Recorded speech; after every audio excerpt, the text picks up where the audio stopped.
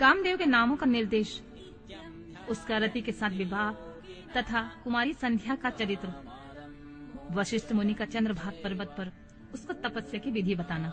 ब्रह्मा जी कहते हैं, मुनि, तदनंतर मेरे अभिप्राय को जानने वाले मारीच आदि मेरे पुत्र सभी मुनियों ने उस पुरुष का उचित नाम रखा।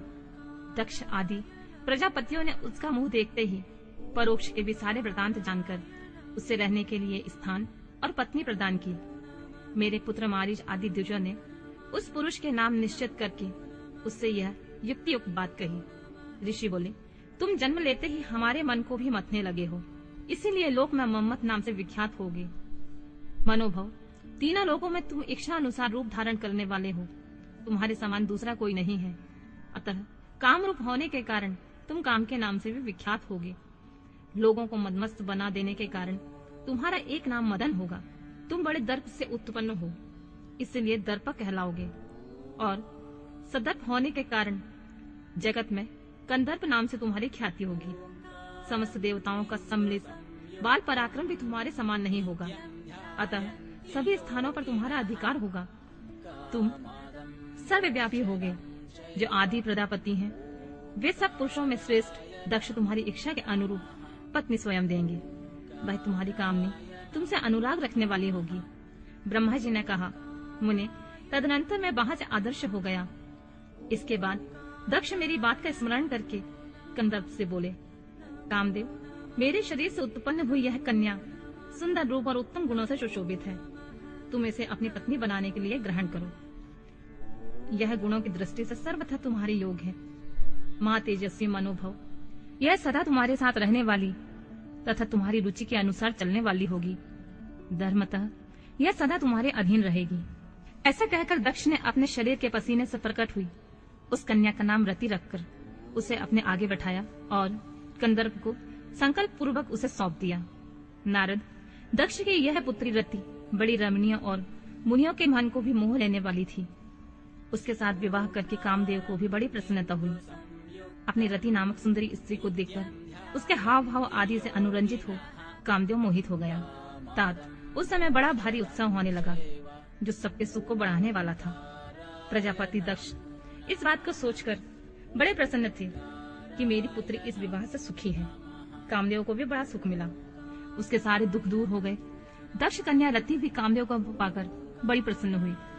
जैसे संध्या काल में मनोहारिणी विद्युन्माला के साथ मेघ शोभा पाता है, उसी प्रकार रति के साथ प्रिय वचन बोलने वाला महादेव बड़ी शोभा पा रहा था।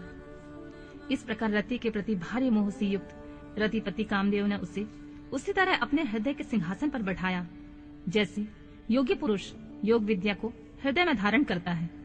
इसी प्रकार पूर्ण चंद्रमुखी रति भी उस श्रेष्ठ पति को पाकर इस तरह सुशोभित हुई, जैसे श्री हरि को पाकर चंद्रनायना लक्ष्मी शोभा पाती है।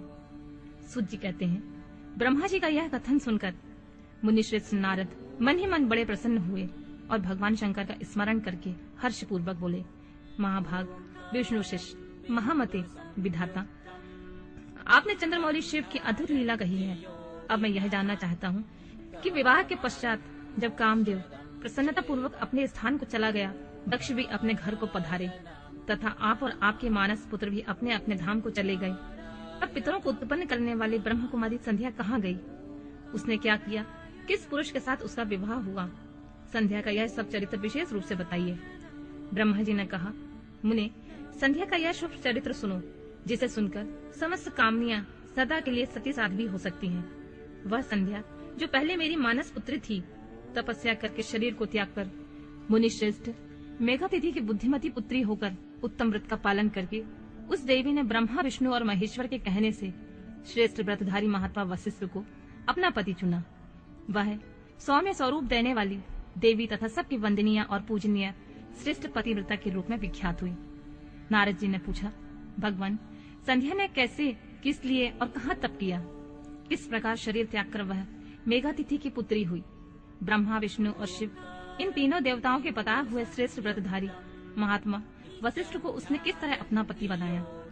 पितामह, यह सब मैं विस्तार के साथ सुनना चाहता हूँ। अरुंधति के इस कौतूहल पूर्ण चरित्र को आप यथार्थ रूप में वर्णन कीजिए। ब्रह्मा जी ने कहा, मुने, संध्या के मन में एक बार सकाम भाव आ गया था, इसलिए उस साध्वी ने निश्चय किया कि वैदिक मार्ग के अनुसार मैं अग्नि में अपने इस शरीर की आहुति दे दूंगी। आज से इस भूतल पर कोई भी देहधारी उत्पन्न होते ही काम भाव से युक्त ना हो। इसके लिए मैं कठोर तपस्या करके मर्यादा स्थापित करूंगी। तरुणावस्था से किसी पर भी काम का प्रभाव नहीं पड़ेगा, ऐसी सीमा निर्धारित करूंगी। इसके बाद इस जीवन को त्याग दूंगी। मन ही मन ऐसा विचार करके संध्या चंद्रभाग नामक उस श्रेष्ठ पर्वत पर चली गई, जहाँ से चंद्रभागा नदी का प्रादुर्भाव हुआ। मन में तपस्या का दृढ़ निश्चय लेकर संध्या उस श्रेष्ठ पर्वत को गई हुई जानकर मैंने अपने समीप बैठे हुए वेद वेदांगों के पारंगत विद्वान, सर्वज्ञ, चितात्मा और ज्ञान योगी पुत्र वशिष्ठ से कहा, बेटा वशिष्ठ, मन तपस्विनी संध्या तपस्या की अभिलाषा से चंद्रभाग नामक पर्वत पर गई है। तुम जाओ और उसे विधि पूर्वक दीक्षा दो। वह तपस्या के भाव को नहीं जानती है, इसीलिए जिस तरह तुम्हारे यथोचित उपदेश से उसे अभिष्ट लक्ष्य की प्राप्ति हो सके वैसा प्रयत्न करो। नारद, मैंने दया पूर्वक जब वशिष्ठ को इस प्रकार की आज्ञा दी, तब वे जो आज्ञा कहकर एक तपस्वी ब्रह्मचारी के रूप में संध्या के पास गए। चंद्रभाग पर्वत पर एक देव सरोवर है जो जलाशयोचित गुणों से परिपूर्ण हो मानसरोवर के समान शोभा पाता है। वशिष्ठ ने उस सरोवर को देखा, उसके तट पर बैठी हुई संध्या पर भी दृष्टिपात किया। कमलों से प्रकाशित होने वाला वह सरोवर तट पर बैठी हुई संध्या से उपलक्षित हो उसी तरह सुशोभित हो रहा था जैसे प्रदोष काल में उदित चंद्रमा और नक्षत्रों से युक्त आकाश शोभा पाता है। सुंदर भाव वाली संध्या को वहां बैठी देख मुनि ने कौतूहल पूर्वक उस ब्रह्मोल्लित नामक सरोवर को अच्छी तरह से देखा।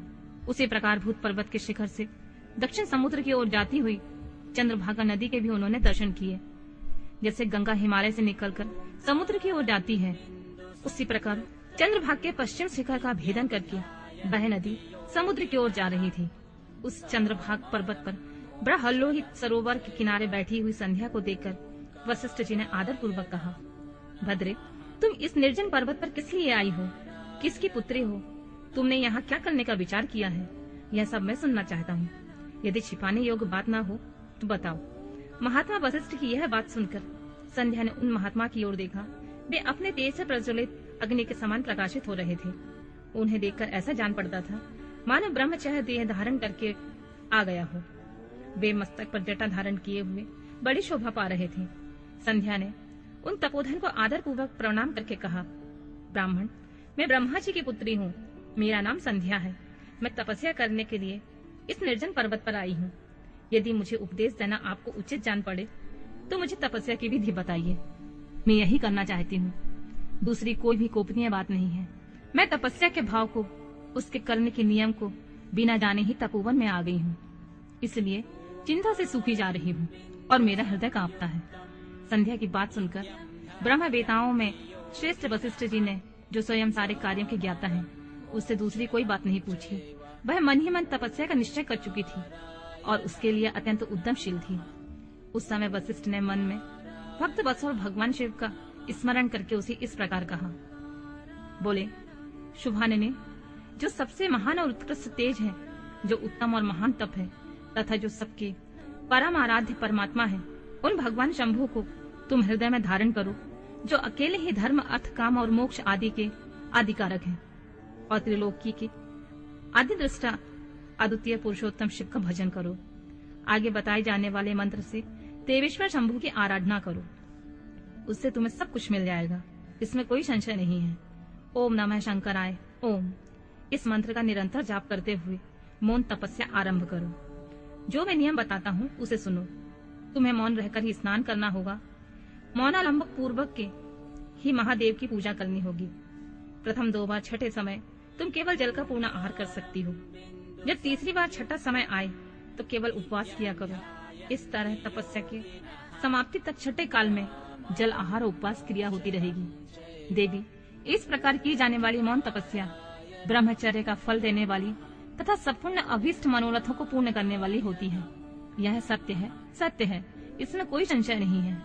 अपने चित्त में ऐसा शुभ उद्देश्य लेकर इच्छा अनुसार शंकर जी का चिंतन करो। वे प्रसन्न होने पर तुम्हें अवश्य यह अभीष्ट फल प्रदान करेंगे। इस तरह संध्या को तपस्या करने की विधि का उपदेश देकर मुनिवर वशिष्ठ यथोचित रूप से उससे विदा ले वहीं से अंतर्ध्यान हो गए।